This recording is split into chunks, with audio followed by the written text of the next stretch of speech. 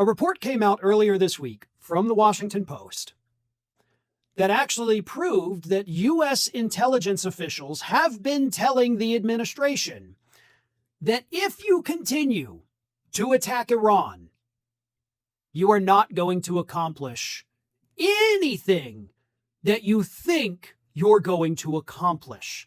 In other words, you can fire off the last few remaining missiles that we have in our stockpile all you want, but none of it is going to do anything. It's not going to help our negotiations. It's not going to spur a ceasefire or peace talks. And this is probably the most important part. You're really not going to do much damage to their capabilities, militarily speaking.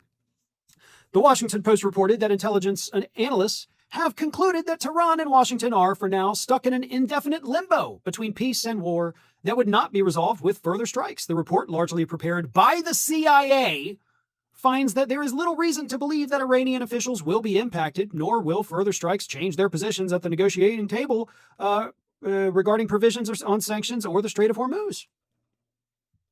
So, we have seen Republicans, like Lindsey Graham was one of them, that was like, we should arm the Iranian citizens, send them weapons, and they'll overturn their government. And the CIA is like, yeah, these people, they don't love their government, but they actually hate you more than they hate their own government. And they're, one, not going to overthrow it. And two, these politicians getting the country bombed, it's not going to cost them anything either. Like, the public's still going to support these people. So you guys need to understand the country you're attacking probably before you start attacking it and saying stupid things on Fox News Sunday. But that's what the CIA says is happening. These people, these leaders in Iran, are not going to face an uprising no matter how many missiles you lob at them. Their facilities that you claim are totally destroyed are, one, definitely not destroyed. Two, you're not going to be able to do enough damage to these facilities to be able to destroy them.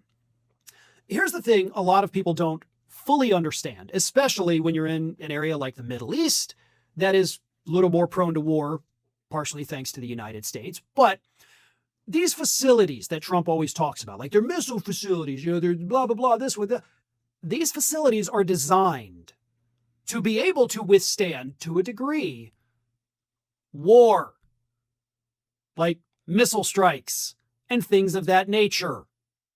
Just like certain facilities here in the United States used by the federal government are designed to be able to withstand, again, to a degree as much as possible, things like that.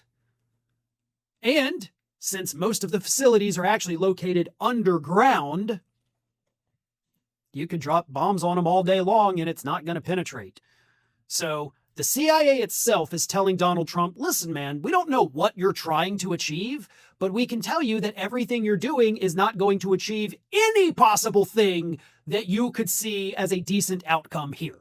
You're not going to decimate Iran. You're not going to send them back to the Stone Age like you say you are. And of course, you're not going to convince them to come back to the negotiation table because none of this is doing anything to anybody other than depleting the United States, causing gas prices to go up, screwing up the supply chain.